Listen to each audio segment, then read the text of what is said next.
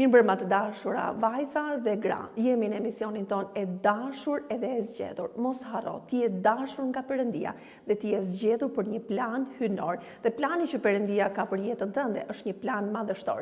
Një shprehje që kam lexuar këto ditë dhe dua që ta nis këtë emision është që Perëndia asnjëherë nuk do të zgjedhë gra dhe vajza që janë të kualifikuara, por Perëndia do të zgjedhë gjithmonë gra për t'i kualifikuar. Plani që Zoti ka për jetën tonë, ai është madhështor.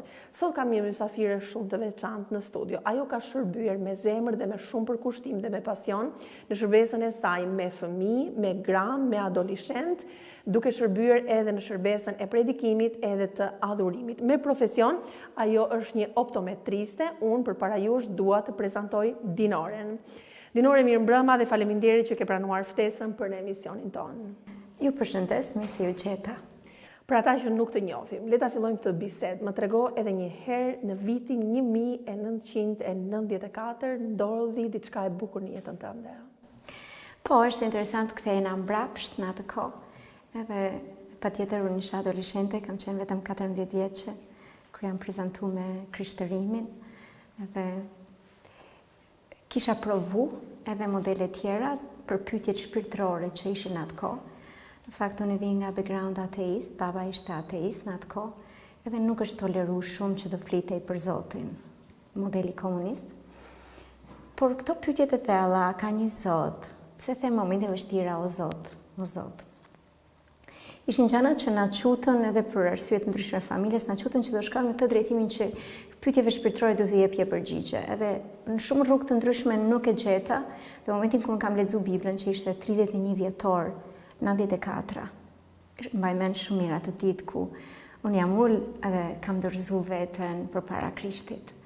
E vogël, rebele, duke menduar që unë i di disa gjëra, por e dorëzuar totalisht si fëmijë atë kohë përpara Krishtit, që ishte zgjidhja e shumë pyetjeve për mua. Dhe kështu ishte pastaj është edhe kënaqësi të kujtojmë si është dorëzuar në fakt jo vetëm unë, edhe unë jam për veten, por është Perëndia që na ka kriju. Edhe pastaj ka tjetër liri brenda individit, edhe këtë liri e kam përjetuar tej mase.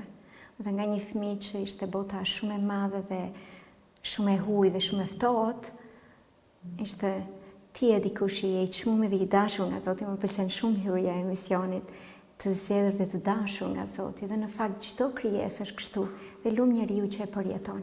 Edhe është kënaqësi të kujtoj dhe rikujtoj kur Perëndia ka bërë atë veprën e vet brenda meje që në atë kohë. Po ndalemi pak në atë moment. Vjen nga një familje ateiste, por si ra në dorë Biblat e ty. Po, e thash, një nga arsyet ishte vllai i madh, ka pas një aksident, edhe atje ishin thy kufit e ateizmit, për mjekësinë nuk do shpëtonte, por Perëndia kishte rrugë tjetër, edhe nga një djalë kështu shumë i gjallë, shumë hiperaktiv. Mbas aksidentit, ai u shëru dhe ishte gjithçka në rregull. Ai ka mësuar anglisht sepse ka humbur vitin e tretë të gjimnazit. Ai ka mësuar anglisht dhe një vit më vonë ka ardhur një skuadër misioni Frontiers nga Gjermania, kanë ardhur në fshatin tonë. Ai ka përkthy fillimisht për gjermanët edhe nga anglishtja. Kështu kemi pa filmin e Krishtit për herë të parë dhe pastaj nga ajo kohë ka ardhur dhe Bibla në dorën tonë.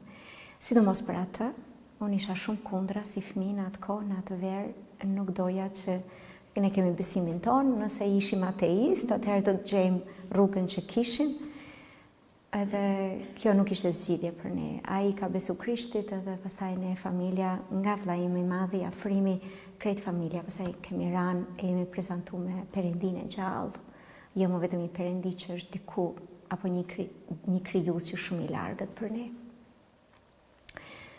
Po, çfarë mund të shtoj tjetër ishte një gjë që, sidomos për mua, që isha fëmia i mesit ka një farë qëndrimi krejt tjetër, që ti s'ke nevojat, po aq sa ata që janë më të vegjël, ti nuk bën zhurmën që bëjnë ata më të rriturit, por kështu me këtë synin vëzhgues se çfarë po ndodh, mëson njeriu pastaj si të shkojë edhe të ulem edhe të gjej Perëndin. Edhe sidomos atë natën e 31 dhjetorit 94-s ku ishte vendi im më i sigurt që nuk u prish më kurrë. Edhe ndërkohë që unë lexoja fjalën e Zotit, ishte sikur futet brenda meje dhe jep krejt jetë shumë gjës brenda.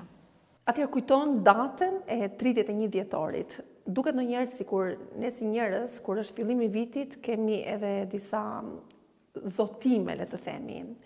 Por çfarë ndryshoi atë kohë me ty, domethënë çfarë ndryshoi edhe a kishte një zotim brenda teje, do të filloje një vit tjetër? Çfarë ishte vendosur të përkushtoheshe, çfarë ishte vendosur të bëje, domethënë me këtë ndryshim që po ndodhte në jetën tënde? Krahasues sot e shikoj me sytë ndryshe. E kujtoj shumë mirë që ti nuk vendos qëllime shumë të larta, por ajo vula që u vendos brenda meje, që unë i përkas dikujt, dhe dikush ka lanë qellin që të vi për mu, këtë çmueshmërinë që kishe personalisht si individ. Ndjehesha, edhe është kjo sindroma që si fëmia i mesit, ndjehesha sikur nuk më kuptojnë, sikur gjithë bota është krejt e ftohtë, krejt e huaj, që në këtë pyetje të adoleshencës prindrit nuk ishin gjendje të siguronin një ushqim, por nuk të siguronin këtë pyetje që ishin brenda meje, që po zhvillohesha si adoleshente. Dhe pastaj ti kthehesh dhe këto pyetjet për mua nuk ishte një vizion, se isha shumë e re, isha akoma fëmijë, por një gjë që ishte e qartë. E mbaj me datën sepse vllai im më ka gjetur duke lexuar Biblën. Unë kisha bërë shumë plane si mund t'ja djeg Biblën atij, dhe isha shumë kundra. Dhe unë do t'isha fshehur në një dhomë që të mos më shikonin që unë po lexoj Biblën. Kisha këtë nevojën. Shumë kohë përpara, ka shtatori kisha filluar me lexu Kuranin dhe doja që shkoja në medrese, në shkollë, në gjimnaz. Dhe nuk u boj mundshme, lavdi Zotit, baba nuk ishte shumë kundra kësaj. Por unë për mua në dhjetor ishte unë vendos, unë i përkas Perëndis, me gjithçka që jam edhe kam. Unë kujtoj e thash jam pak e ndrojtur si person dhe gjithmonë ishte kjo pasiguria kur ti flet, vi nga familje, baba mësues, vllai i madh, dikush i motra, edhe në një realitet të tillë si prezanton veten ti je shumë e urtë, por momentin që fryma e Zotit ishte në mua, unë nuk krahasohesha më me askan tjetër. Dhe e dashur nga Perëndia, që dikush la qellin për mu, ishte vula për mu, që është jeta ime i përket atij tani. Nuk e kam ditë gjithë të kuptimin, jam e jotja, Zotja ku jam e jotja, por më vonë e kupton që në fakt ka njëherë dhe kam bo lutje që ishin edhe të frikshme, çfarë ti do me bo me mu, për këtë vend, në këtë vend, gjithçka, dhe vullneti të bëhet, unë jam gati të dorëzohem, dhe jo gjithmonë ka qenë lehtë. Por kjo ishte vula, pastaj që unë i përkas Perëndis dhe kudo që ai është, unë jam e sigurt. Më vonë pastaj shohim edhe ke shërbyer. Si ndodhi ky proces, domethënë derisa të vije deri në pikën që të shërbeje hapur, të shërbeje pastaj me pasion, pastaj domethënë të dilje hapur që ti i përket Jezusit.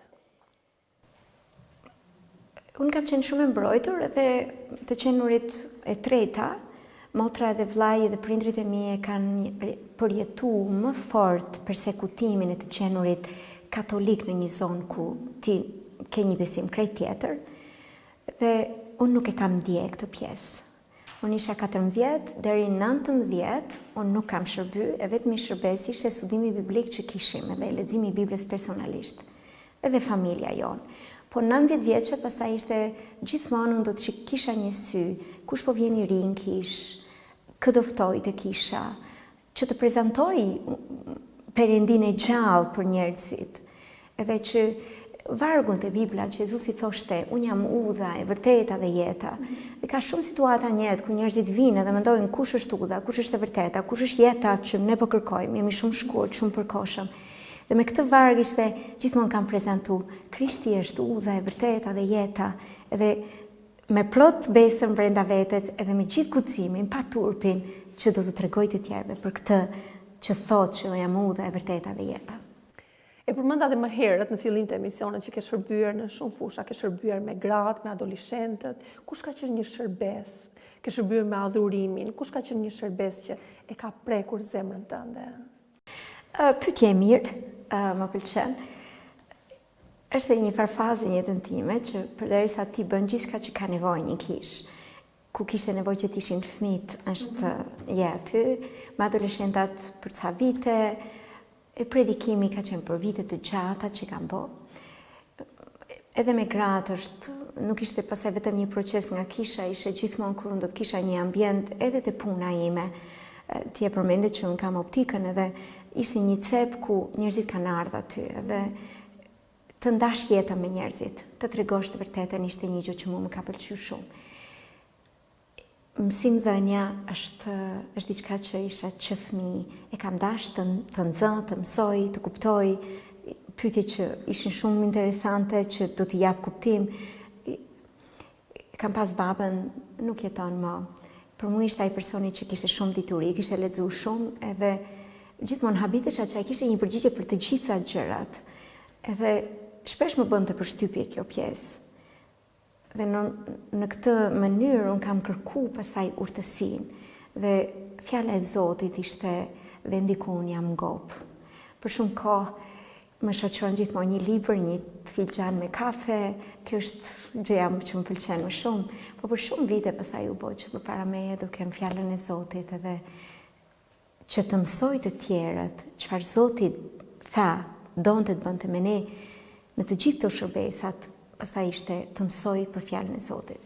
Ngelet me gratë, ngelet shërbesa që edhe sot mendoj do të vazhdoj, sepse unë jam e tillë. Edhe ti e njeh shumë kollaj një procesin e një gruaje dhe patjetër shtektimi që unë kam bërë është ndryshe nga çdo gru. Nganjëherë edhe kur nuk ec në të njëjtat gjurmë që një grua tjetër ka ecë, dhe askush nuk ecën dot në gjurmët e tua, kjo aq na bën të ndryshme dhe të veçanta, po aq na bën të çmueshme që secila nga ne do mësojmë nga njëra tjetra. Dhe për mua, gjithë shërbesa me gratë ishte shumë gra, ka nda zemrën. Edhe për mua ishte ndarja e zemrës shumë e çmueshme dhe shumë e besueshme dhe situata që unë kurrë nuk i kalova. Gratë kanë nda jetën e tyre dhe unë kam mësuar shumë nga ata.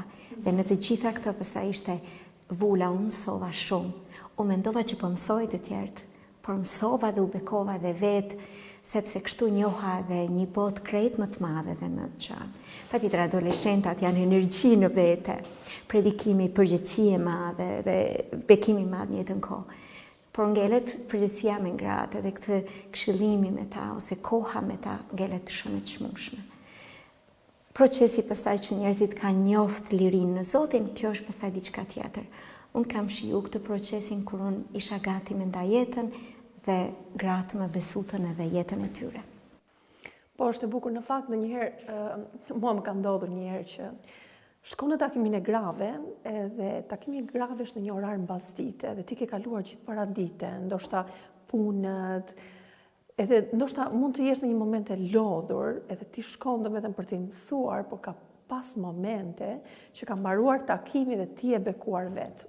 Unë ja kam thënë shpesh herë vajzave, ka momente domethënë që vërtet mbaron takimi i grave dhe ti thua, e ti që jam bekuar sot, edhe është bekim shumë i madh. Ne nuk e dim ndonjëherë, por edhe në për takimet të grave, ose edhe në takimet e të dielës, ti ke thesare në kish. Ne nuk e dim, por unë kam kuptuar vitet e fundit që, ndoshta ti nuk e di, por dikush është lutur për ty. Dikush të ka pritur ty me gëzim. Unë kam pas momente dhe kam qenë shumë e bekuar që në takimin e grave, unë kam shkuar në orar dhe unë kam parë një vajzë që ajo e ka përgatitur kafen më përpara se takimi të fillonte. Është shumë e vërtet. Ndonjëherë kur Gjërat vogla që bëjnë ndryshimin, edhe është ndarja e jetës, thesare pafund. Po, edhe shumë e bukur kur edhe të besojnë jetën, edhe ti mëson nga ato, edhe vërtet shërbesa me gra, nuk po flasim për shërbesa të tjera që nuk janë, por shërbesa me gra është vërtet që ta prek zemrën. Çfarë shikoj edhe kur isha më e re, kam menduar çfarë liri e ka ti është burr. Se nuk linda burr, por me vitet pastaj ti kupton, shumë e çmueshme si Zoti na ka po edhe. Ndërkohë që ishte festa e nanës me 10 maj, ti shikon mbajnë atë shumë, durojnë atë shumë, punojnë atë shumë, nuk pushojnë kur, nuk pushojnë së ndruari, së sakrifikuari. Dhe shikoj edhe një familje që nanat kanë qenë themeli që nuk tundet asnjëherë, edhe mëson shumë pastaj nga kjo pjesë. Po, edhe duhet të shikojmë edhe në shërbes, domethënë duhet të shikojmë që një grua e fortë, një grua guzimtare, ka hir. Domethënë nëse ka diçka që e bën të fortë është hiri i Perëndis. e shikon një grua në shumë shërbesa, ndoshta të përfshira, është vajosja e Perëndisë që është tek ajo, është pasioni i saj për Zotin, pasioni i saj për Krishtin, patjetër. Ndonjëherë jemi dhe sakrifikuese, por Temase. Vi nga zona gratë që unë njo, është aq bekim, sepse jetojnë në pamundësitë e tyre. Jeta nuk u ka dhënë shumë. Nëse do shikoja për atë që është nevojat financiare, pa fund, sakrificat që bëjmë për familjen e madhe, ti kur nuk vlerësohesh si individ, shpesh ti je mami i filanit, gruaja e filanit, reja e filanit. Do të thënë, ti nuk vlerësohesh kaq kollaj si individ. Dhe këto gra, prapë se prapë, janë guri qmu, si ari, sa do që kanë hedhe dhe jeta ka hedhë për para plot gjana, ato prapë kanë qëndru. Atë e shikoj, këtë për mu është, e them Zot falënderit edhe shpesh kur lutem për gratë, është ti e din se cilën ku është, ti jepi atë ngushëllimin në zemër që ajo është e dashur, edhe ajo nuk është vetëm. Edhe që do t'jetë një shoqë, do t'jetë fëmija, mjafton që do t'ose diçka që do t'i jape motivi me vazhdu prapë përpara. Po besoj që është dhe ajo kur ti e the në fillim që është identiteti, se kur ti e di se kush je ti në Krishtin. Por ka gra që nëse Perëndia i ka thirrur vetëm për të ndërmjetësuar, amen, Zoti mund të ndërmjetësoj vetëm për të thirrur, domethënë vetëm për të lutur për familje. Po, është vërtet. E rëndësishme është që ti e bën me dashuri, ti e bën me pasion, pavarësisht, por unë besoj që shpesh herë kush është besnik në gjëra të vogla, Zoti do të bëjë që ti jesh besnik në gjëra të mëdha. Një varg që më motivon sot është atë që Zoti ka nisë në ne, ai edhe ka kapacitetin ta përfundojë. Deri në fund, amen. Këtë e mendon për veten sepse askush nuk qëndron mbi askënd. Por nganjëherë ne shikojmë gjëra të vogla, ne nuk i shikojmë dot për tej. Me vitet ti po maturohesh, edhe shikon që edhe kohët e vështira, dëgjova në internet edhe si jam unë ajo që e shpika këtë gjë që nëse ti bën zhurmë në një tas, ka një farë zhurme. Por nëse bën ti godet një gotë qelçi vere, aq më e gjerë gota, aq më e madhe, ja është fut për një procesi më të gjatë nxehtësie. E thoshte në fund, nëse ti godet këtë gotë, ka një këngë tjetër, ka një muzikë tjetër. Ndryshe nga kjo gota e thjeshtë. Edhe unë mendoj që shumica e grave dhe sot duhet që të shikoj edhe kështu, edhe për veten. Ne nuk e dim në çfarë temperature je vendos në jetë. Çfarë situata është vështira. Dikush plot gra janë martu sepse duhet martoheshin, nuk ishte zgjedhje. Ishte zgjidhje që duhet bënin. Dhe zgjidhje që se kanë bo vetë, është bo edhe nga prindrit. Për 1-2 faktor të veçër, por është vendos dhe ka një martesë të tillë. Dhe korrekte dhe në fund jetës, duke qëndru kësaj. Plot gra më është tash me shku përmes smunjeve, nxehtësi tjera në jetë që mund ishte kanë humbë fëmijë, ose ka qenë aq vështirë. Dhe këto gra vetëm janë zgjeru, janë bërë ajo gota e verës e madhe, që në këtë temperaturë ato kanë dhënë një këngë tjetër për jetën. Dhe shpesh edhe për veten e mendoj që nganjëherë ka plot situata ku ne nuk kemi marrë atë që kemi dashur, si e kemi dashur, dhe ishte temperaturë tjetër për jetën tonë. Por atë punë të mirë që Zoti ka nisë, ai do zgjerojë, ai do jap formën që kemi nevojë dhe në fund jetës. Dhe kjo për mua është inkurajimi për veten, edhe shpresa që unë do vazhdoj të ndaj me njerëzit që nuk është për përfitime personale, është një gjuhë shpirtërore që më mban dhe më nxit që akoma të kem dëshirë t'ulem me të flas me njerëzit për shpresën që është në këtë krijuesin tonë dhe Zotin që nuk është si mas modelit botës, është krejt personal, është krejt që do në që të shkoj më thellë ku nuk shkon askush tjetër, që do të shikoj ashtu si ti je, që as ti se një veten, edhe në mënyrë shumë të butë të më prezantoj dhe mu me veten time, të heq atë që s'duhet, edhe të zhvillohem për atë qëllimin e fundit.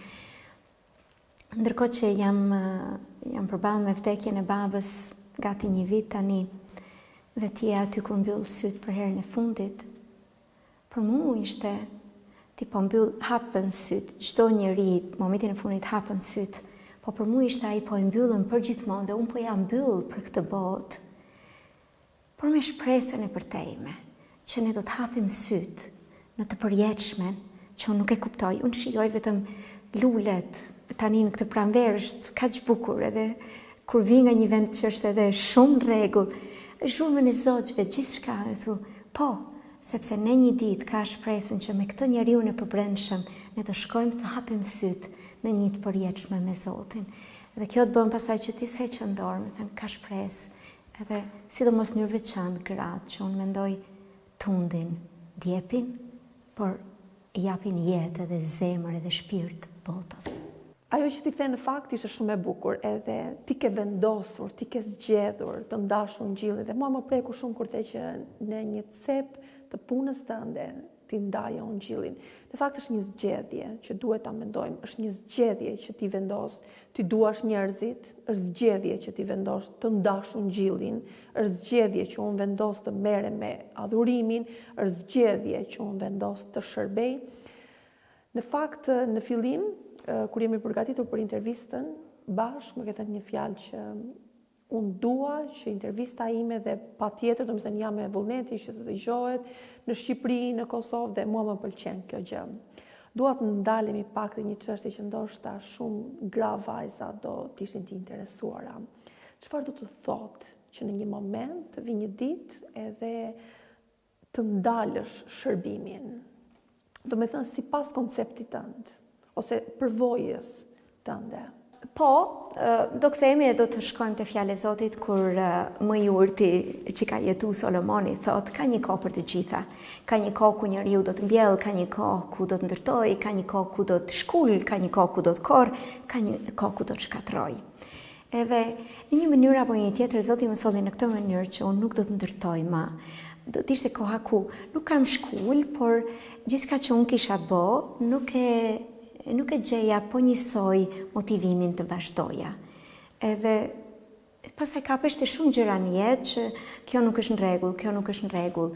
Është edhe momenti kur ti e bën një farë shtegu në jetë, vjen në këtë terrenin që ti mendon unë kam bërë shumë, edhe në shumë drejtime, dhe pyetja është ti ke bërë gjithçka që duhet, edhe pyetja tjetër vjen, çfarë unë dua të bëj? Dhe kjo është një pyetje që unë mendoj çdo njeri nga ne në çfarë lloj faze të jetës shkon, edhe në mënyrë veçantë për shumë nga gratë ku çfarë lloj stadi që kanë në jetë, mund të bëhen pyetje nga më të ndryshmet. Nga jashta mund duket gjithçka krejt në rregull, por nga brenda ti ndjesh krejt vetëm. Dhe këtë vetëm ne nuk jemi. Dhe në këtë kohë kur duket që po shkulet diçka, po shkatrohet diçka që ti ke menduar që po e ndërton edhe kjo do të jetë rruga jote. Do ndryshoje. Unë e kam krahasu shumë në këtë kohë kur nëse ka ndryshuar forma e trupit tonë dhe ne kemi një formë si mund të bëhet tani dhe kjo është masa e trupit tim, vjen një moment ku njeriu ndryshon ka, jo nga masa e trupit, por çfarë unë duhet të bëj akoma me jetën time. Dhe ti nuk heq dorë nga predikimi, nuk heq dorë nga shërbimi, nuk heq dorë nga fëmijët, nuk heq dorë nga nuk je lodh, por ti don që të japësh jetës tane një formë tjetër, një vizion të ri, do shta duke u zgjeru pak më shumë.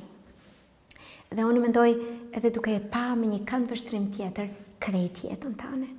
Edhe ke nevojë për këtë kohën ku ti bën një farë hapi mbrapa. Ka një panoram tjetër ku ti largohesh pak. Kur ti aty afër duken gjëra shumë të mëdha, dhe kur largohesh bëhen pak më të vogla, edhe është mirë kështu. Edhe kush e ka pa Apollo 2-shin, duket edhe toka shumë e vogël nëse do të shikojmë nga një pikë shumë i largët. Dhe imagjino si do duken problemet tona dhe gjithçka tjetër kur ti e shikon pastaj edhe gjithë puna jonë në perspektivën e Zotit. Pra, ti bëre një hap mbrapa dhe u distancove nga shërbesa. Po, deri diku do të thoja, kështu që ti bën një farë hapi për të pa, edhe për të lejuar që të tjerë do të rriten në këtë punë, edhe që do të shikosh çfarë është ajo që unë tani pikërisht du më shumë, edhe kam dëshirë që të investohem më shumë. Edhe në fund ngelet kjo që pjesa me gratë, patjetër shërbesa është gjithçka, pjesa me gratë është një gjë që ti thu, po është një gjë që do të bëja gjithë jetës. Edhe nëse do të ishte këshillim dyshe apo një kohë kështu, kjo është një gjë që të mbush edhe të gëzon, pastaj se ndan të pjesë. Patjetër. Si e ke ndjerë besnikërinë e Zotit për 31 vite? Po, shumë gjatë. Jo gjithmonë ti ndjehesh që kur ti lutesh dhe kur ti kërkon diçka, është përgjigj Perëndia në mënyrën si unë kam dashur. Në të vërtet, e ndaj edhe me shërbesa me gratë, që unë jam lutë që do t'jem të ky cepi, edhe unë i gjej veten që është të ky cepi tjetër. Edhe ka plot njerëz në natyrë të ftohtë, më thonë, e çfarë Perëndia po bën për ty? Por në gjithë këto vite, unë shikoj një Perëndi që është i dashur, një Perëndi që kur ai e fol diçka, ai nuk është njeri që do të luajë. Edhe si e thash edhe vargu më përpara, ai thot, ai që ka nis një punë të mirë në ju, është po ai që do ta kryejë. Edhe mua më takon që unë do të vëzhgoj te kryet e besimit ton, që është Krishti, te kreu i besimit ton. Edhe në gjithë këto vite pastaj shikon që dhe kur lutjet nuk janë plotësu, ose rruga që unë desha të shkoj diku, nuk ishte modeli im. Unë kam parë që Zoti ka sjell në mënyrë shumë të mrekullueshme rrugë të tjera, që me vitet pastaj ti mendon, aha, kjo ishte e duhura, po t'ishte bo ajo që unë isha lut, ishte krejt tjetër drejtim dhe unë jam shumë e lumtur dhe jam shumë vetvetja për shumë gjëra këtu ku jam, edhe ti shikon që është dorë e Zotit, që shpesh edhe ka ndryshu drejtimet e mia, është këtu vendi. Edhe sot edhe më fort të them, po, edhe kishte momente kur unë kam dyshu se çfarë po bën, nuk po kuptoj, unë jam shumë e vogël. Ka plot gjëra që sot e mendoj, po, ai ka bë punën mirë. Edhe për gjëra që akoma si kuptoj, edhe kur fillon dyshimi pak më shumë, për shkak të atyre gjërave që unë kam kuptuar që Zoti është besnik, edhe pse gjërat reja dhe të vështira vijnë, ti e ke këtë besën. Perëndia jonë është besnik, edhe kur unë nuk jam. Unë besoj që shpesh herë ne si gra kemi pyetje në probleme, në vështirësi dhe themi Zot, unë dua të dal nga kjo situatë. Si ti thesh që unë doja veten në këtë cep, po e pash veten në një cep tjetër, por unë besoj dhe unë edhe nga përvoja ime apo edhe nga gratë të tjera që kam dëgjuar dhe nga përvoja personale, unë besoj që shpesh herë në Zotit i duhemi në atë gjendje që jemi. Sepse ai punon me ne, ai na mëson ne, ai na edukon, na këshillon, sepse ndoshta ne duam të jemi në cepin tjetër. Por Zoti mund ta bëjë me njerë të të vendosi ty, të të zhvendosi aty ku je dhe të të vendosi në cepin ku ti do. Po unë besoj që si ti, edhe unë, apo dhe gratë të tjera që janë duke na dëgjuar, unë besoj që ne i hym Zotit në punë, në atë gjendje që ne jemi. Ne asnjëherë nuk e dim se si Perëndia mund të na përdori, por e rëndësishme është që ne të jemi në planin edhe në vullnetin e Zotit. Më pëlqen tek ty edhe profesioni jot. Më trego pak dorën e Zotit se si e ke parë në profesionin tënd. Po, edhe për këtë pjesë do t'jemi qik e hapur. Para se unë t'isha optimetria e qytetit, në 95-ën ka nërë ndihma pa fund në qytet.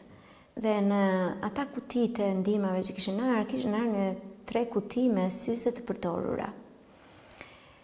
Janë shpërndas syzet. Njerëzit i kanë provu, në atë kohë nuk ka pas një optik në qytet. Unë nuk kam njoft. Baba ka mbajt syze, por ka që ishte. Unë në 98-ën kam konkuru për mjeksi, nuk e kam fitu, për 2 pikë. Ishte zhgënjimi shumë i madh që e doja, mjekësia ishte që e vogël e kam dasht, por syt, shpesh unë kam pa njerëzit në sy, edhe për syt, për mu është të perceptosh botën, është organ shumë i veçantë. Shijoj Perëndimin, edhe përpiqesh bësh një foto, pa atë që kap syri ynë, nuk e kapën dot as një kamera. Dhe për mua syt kanë qenë diçka që ishte shumë e veçantë. Në atë kohë atëherë ka nisi një projekt për të shpërndas syzet. Ata pakon e syzeve dhe unë isha atje se do të s'kisha fitu universitetin. Dhe unë isha pjesë e kishës do bëja këtë punë. Ndërkohë Zoti ka organizu dhe ka përgatit, edhe pse nuk ishte shkollë optimetrie në Shqipëri, Zoti ka ngrit njerëz nga Zvicra, për shkak një emaili që ishte nga një zviceran, që ishte njoht me një vajzë nga Kosova, dhe nuk ishte funksionu lidhja, dhe do të me njoft kulturën shqiptare dhe vinte në Kukës, sepse në Kukës kishe misionar gjerman. Edhe thjesht me njoh kulturën shqiptare për shkak se nuk kryhej edhe nuk shkonte një marrëdhënie dhe në fund ai person ka shkruajtur që në Kukës ka syze të përdorura dhe këtu s'ka një optik. Dhe një email i tillë bie në dorë të një optimetri në Zvicër, ku ai pastaj të gjitha librat i ka përkthy me një gru nga Kosova. Edhe kur në 99-ën kur ka ardhur me vazhdu kursin edhe me bo shkollë në optimetrisë me ne në Kukës, a ishte përgatit për të gjitha. Edhe kur unë jam fut kësaj rruge, pastaj kam thënë, wow, janë sytë ata që më pëlqejnë më shumë.